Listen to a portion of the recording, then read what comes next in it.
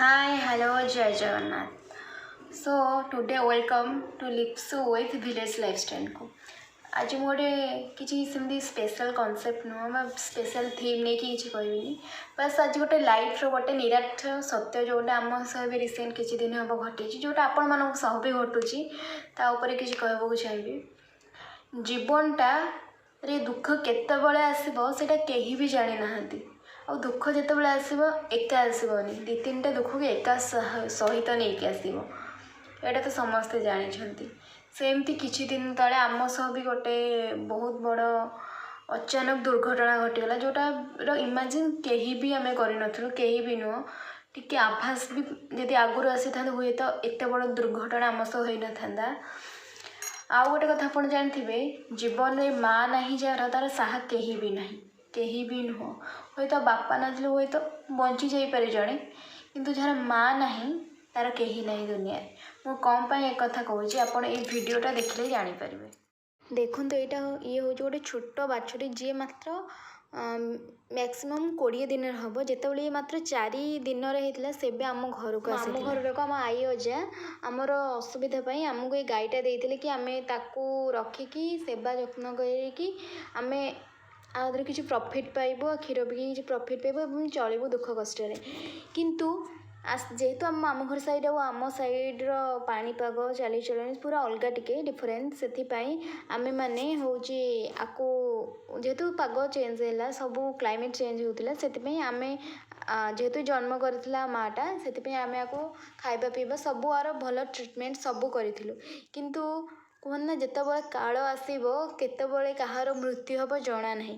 ମାତ୍ର ଯେତେବେଳେ ଇଏ ମାତ୍ର 18-19 ଦିନରେ ହେଇଛି, ଇଏ ବନ୍ଧା ହେଇଥିଲା। କିଛି ଆର ଦେହ ଖରାପ ଥିଲେ ହୁଏ ତମେ ଜାଣିଥାନ୍ତୁ କି ହଁ ଆର ଦେହ ଖରାପ, ମାନେ ତ ଜାଣିପାରିବ ଭଗବାନ କ'ଣ ପାଇଁ ଏମିତି ନିରୀହ ମାନଙ୍କୁ ଏତେ ଦଣ୍ଡ ଦିଏ ଜଣା ନାହିଁ।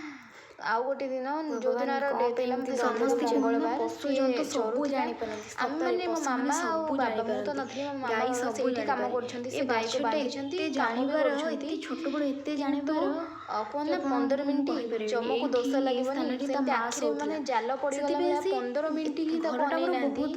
ଆଉ କ'ଣ ହେଲା, ସାପ ତାକୁ ମାରିଦେଲା, ଗୋଡ଼ ଛନ୍ଦି ହେଇଗଲା, ବେକ ତ ତାର ଟାଣି ହେଇଯାଇଥିଲା।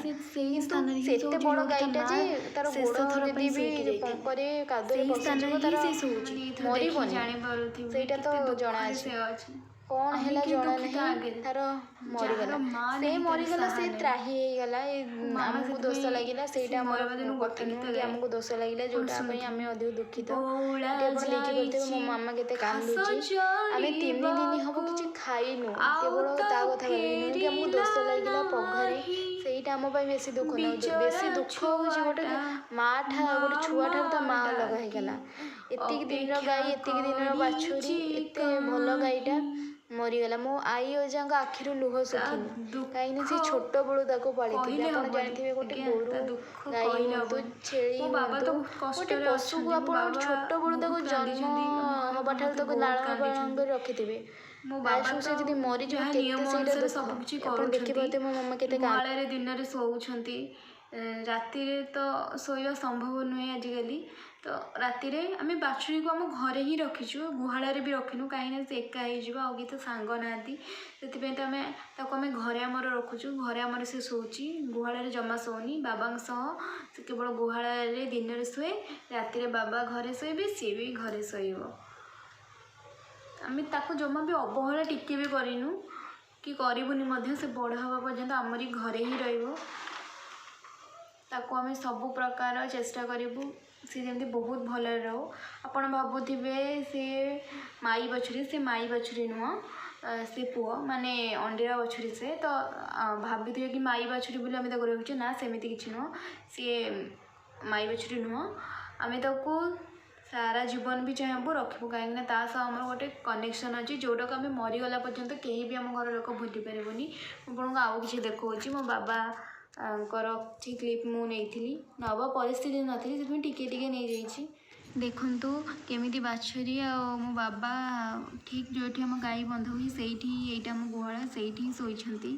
ଆପଣମାନେ ମୋ ବାବାଙ୍କର କପଡ଼ାରେ ଜଜମେଣ୍ଟ କରିବେନି, କାହିଁକିନା ଏବେ ସେ ପୁରା ଗାଈ ଗୋରୁ माने पूरा दरिद्र भाया बचे तो प्लीज कमेंट किसी करेंगे जो ता माँ शुए से ही शोची तो बुझीपारे केते बुझीपार आ मो बाबा भी से शोचती ए दुख एवं ये देखो आम घर को आसवा केतक छोट पिला माने केमती ताश खेलुंट से पूरा भाई कर देछन भाई भाई डाकुंट ता देहर जदि टिंक कि किसी लगी छड़े दूसरी पूरा तांको भाई परी ही सेवा जत्न करुँच गेल कर देखो केमती कौन कर गेल कर सबू पूरा पूरी निजर भली कर प्रति मुहूर्त जिते पाइबे देखा जी आउंसबे बाहर करेंगे ता मुहर जदि किसी लगी करेंगे आउंसुंट देखो सेमाने भी आम दुखरे दुखी एमाने सबू तो सेमाने भी भाई परी करी ता देहरे हाथ में लगुंट कि जमती से टी खुशी हम जदि आंकु पाइब निज भाया छोट पिला पाइब से खुशी हम से सेमाने भी सांग होती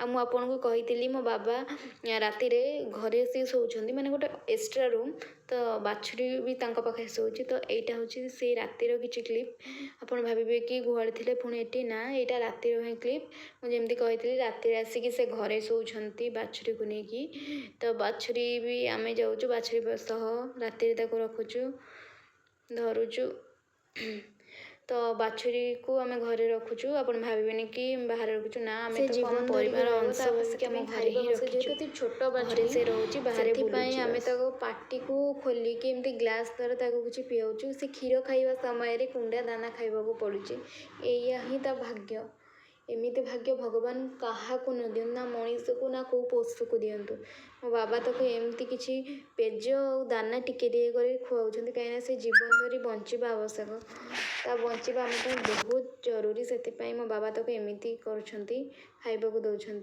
कि से जमी टिके हो ता पेटर किसी पड़ जाऊ यहाँ दिन से रातिर क्लिप थिला एबे दिन पियाऊँ एमती पूरा छोट छुआ को जमती आम खाइबा देना ताठार भी एमान को अधिक सेवा जत्न करिकी खुआइबा दरकार एमती आस्ते आस्ते कर पिया जाऊँगी ग्लास गाईर कम गोबाध्या भितर आम आउ गोटे दुख हो गला मो कुटुंबर जड़े मरीगले से अणसुधिया भी आमर भी चली तो ये आमर कम हम आउ कि दिन भितर तो यही भिडियोटा बहुत ही लंग हो जाऊँगी से भिडियो सबकि देखी पारि यहाँ केवल आम गो माता आम गाईर दुख विषय में किसी कहली आपर मो बाबांगर जो काम हम भी मुझे सेयार करी किसी रेकर्ड करने को ट्राए करी कि करी कहीं बहुत काम मो ऊपर भी निज ऊपर अच्छी चेष्टा करी किसी करने को रेकर्ड करने को जब रेकर्ड किसी करी तो आउ गोटे न्यू वीडियो आपण मान सह सेयार करी सो ये वीडियो देखि